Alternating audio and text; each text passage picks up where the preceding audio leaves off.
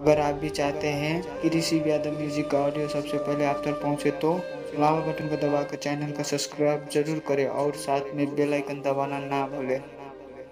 ऋषि Yadav music present Rakesh Shankarpur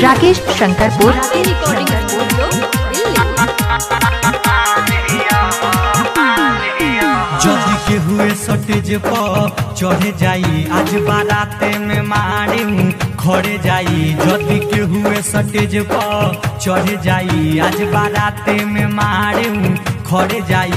जवन कमर हिलावत कमाल हियो, हाँ कमर हिलावत कमाल हियो। गोरखी एलाउंसर के माल हियो, गोरखी एलाउंसर के माल हियो, गोरखी एलाउंसर के माल हियो। www.sriyada.com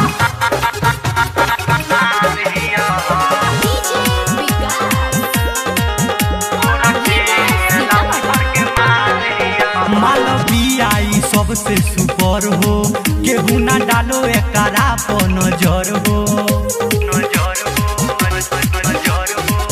मालवियाई सबसे सुपर हो, केहू ना डालो एकरा पर नजर हो। इकारावत सगरो बावल हियो, इकारावत सगरो बावल हियो। गोरखी एलाउंसर के माल हियो, गोरखी एलाउंसर के माल हियो।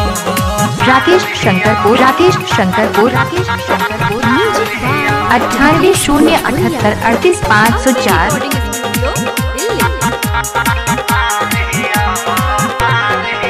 पिया परदेसी भीरी ना आव, तनी दूरे से पैसा थमाव। पिया परदेसी भीरी ना आव, तनी दूरे से पैसा थमाव।